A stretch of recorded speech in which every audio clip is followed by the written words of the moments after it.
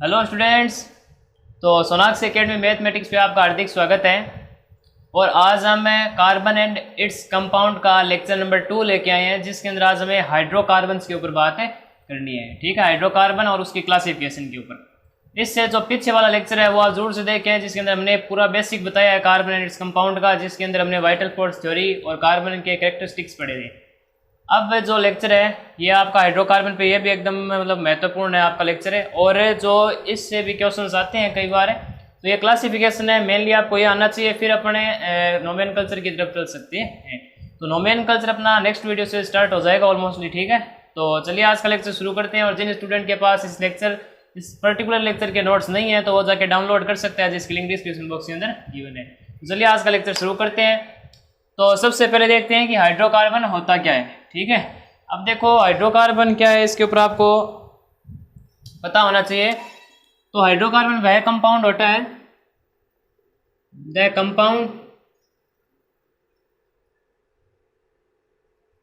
Which have carbon and hydrogen atom is known as hydrocarbon. Short में लिख देते हैं, अच्छे क्या जाता है अपना। तो हाइड्रोकार्बन क्या है, the compound which have carbon and hydrogen atom is known as hydrocarbon. तो देखो कि जिस कंपाउंड के अंदर आपका हाइड्रोजन भी आता है और कार्बन भी आता है उसे हम बोलते हैं हाइड्रोकार्बन। अब इसकी क्लासिफिकेशन के अंदर चले, आपको ये नॉर्मली जैसे अपनी डेफिनेशन है वो आपके समझ में आ गई होगी। तो वही होता है जो कार्बन भी हो और हाइड्रोजन भी हो, तो वही कंपाउंड आपका हाइड्रोकार्बन कहलाएगा। ठीक है, जैसे कि एग्जांपल लेते हैं अपन। तो एग्जांपल में देखो जैसे CH4 है, C2H5 है। ठीक है, तो ये सारे क्या है आपके बेंजीन है। ठीक है, और भी है जैसे कई है, मीथेन वगैरह है। मीथेन तो मैंने आपको एग्जांपल दे दिया। ठीक है, और जितने भी अल्कीन है, जितने भी अल्काइंस है, तो ये सारे आपके क्या हैं, हाइड्रोकार्बन है, जिसके अंदर कार्बन भी आ रहा है और हाइड्रोजन भी आ रहा है, दोनों आइटम हो तो उसे हाइड्रोकार्बन बोलेंगे। अब इसकी क्लासिफिकेशन की ओर चलते हैं। देखो पहले आप ये नोट कर लो, क्लासिफिकेशन पूरे बोर्ड पे आएगा।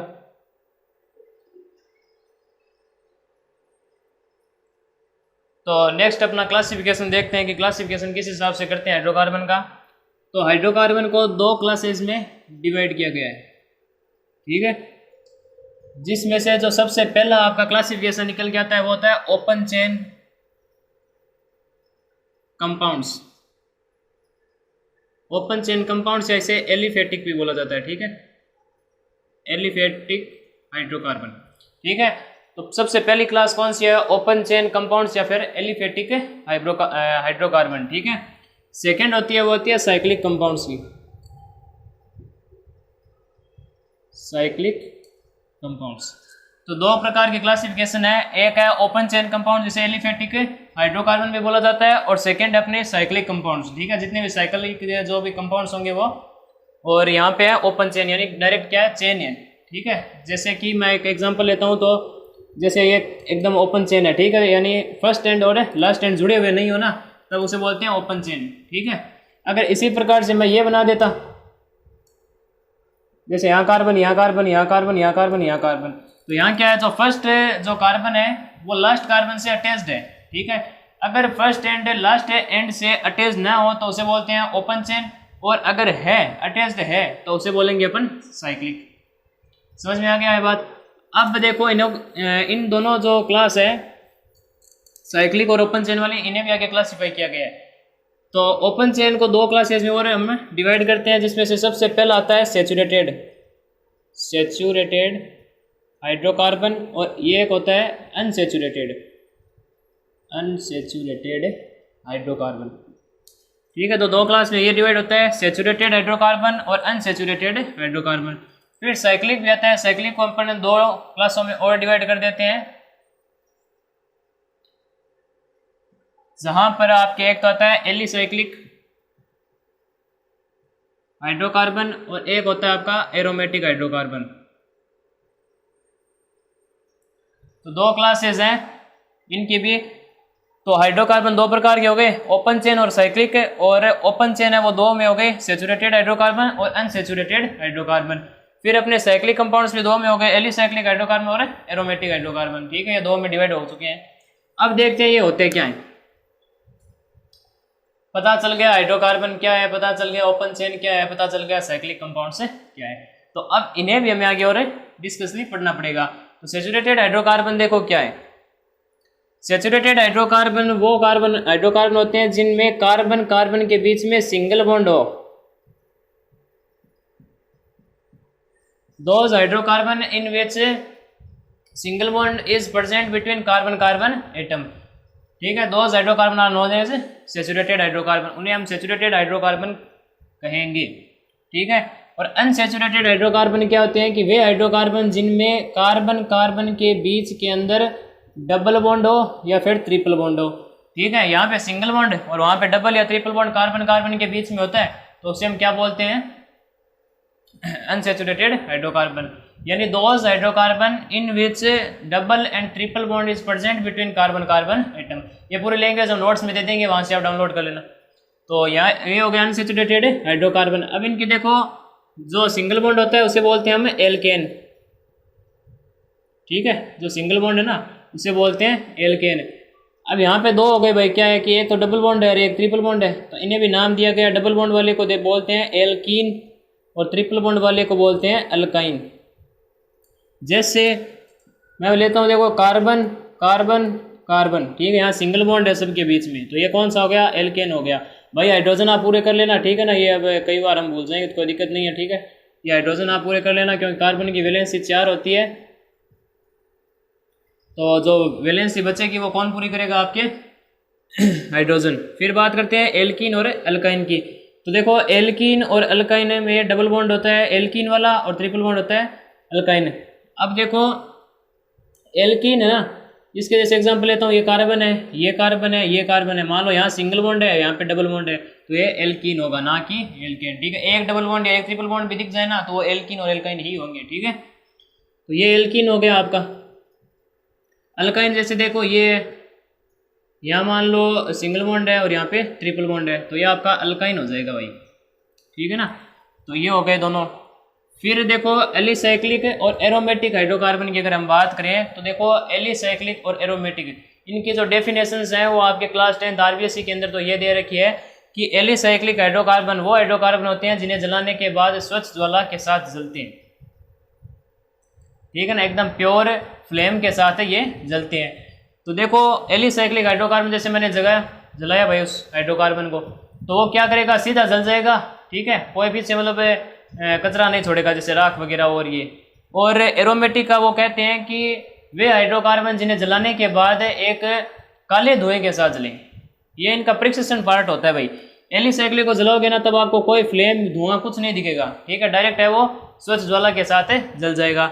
जबकि एरोमेटिक हाइड्रोकार्बन क्या होता है, एरोमेटिक हाइड्रोकार्बन वह हाइड्रोकार्बन होता है जिसमें उसे जलाने के बाद वो काले धुएं के साथ जलता है, तो उसे बोलते हैं एरोमेटिक।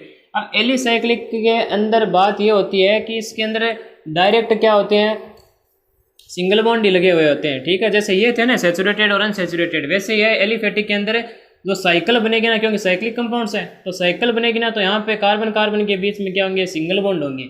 जबकि एरोमेटिक के अंदर डबल बॉन्ड भी होते हैं और ट्रिपल बॉन्ड भी होते हैं। जैसे एक एग्जाम्पल इसका बड़ा फेमस है बेंजीन, ठीक है, जैसे ये होता है साइमल्टेनियसली डबल बॉन्ड लगे हुए होते हैं, तो इसे बोलते हैं बेंजीन, ठीक है। ये साइक्लोहेक्सेन है, नाम करना हम आपको आगे सिखाएंगे। तो एरोमेटिक हाइड्रोकार्बन ये होते हैं जिनके अंदर डबल बॉन्ड या ट्रिपल बॉन्ड दिख जाए साइकिल के अंदर तो वो होते हैं एरोमेटिक, और अगर सिंगल बॉन्ड दिखते हैं तो होंगे एलिसाइक्लिक हाइड्रोकार्बन। एक बार फिर से रिवाइज कराते हैं। देखो हाइड्रोकार्बन वह कंपाउंड जिसके अंदर हाइड्रोजन भी हो और कार्बन भी हो, उसे बोलेंगे हाइड्रोकार्बन।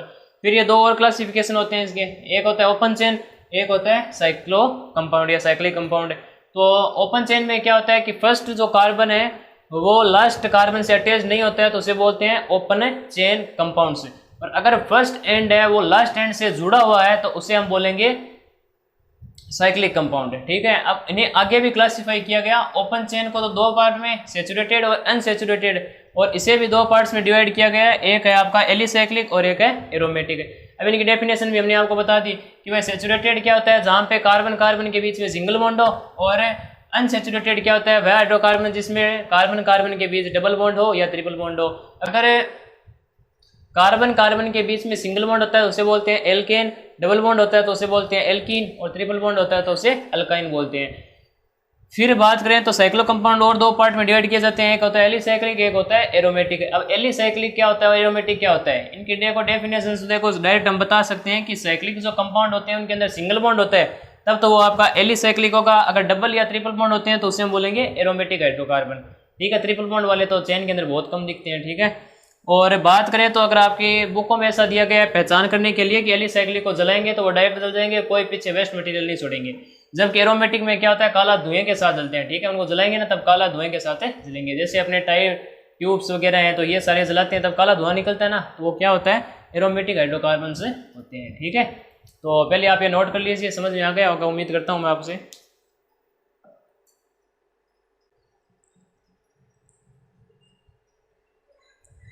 तो अपना आज का लेक्चर यहीं समाप्त करते हैं।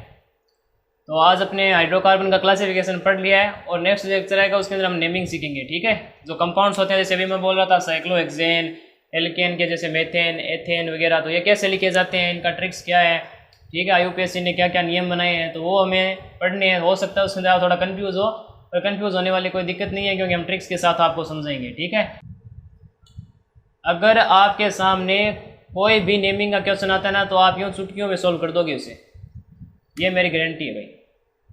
पर रेगुलर वीडियो देखना, ये 3-4 वीडियो जितने भी आते हैं वो आप रेगुलर वीडियोस देखना। ठीक है, तो नेक्स्ट अपना रहेगा नेमिंग के ऊपर। तो तब तक के लिए पढ़ाई करते रहे। जय राजस्थान।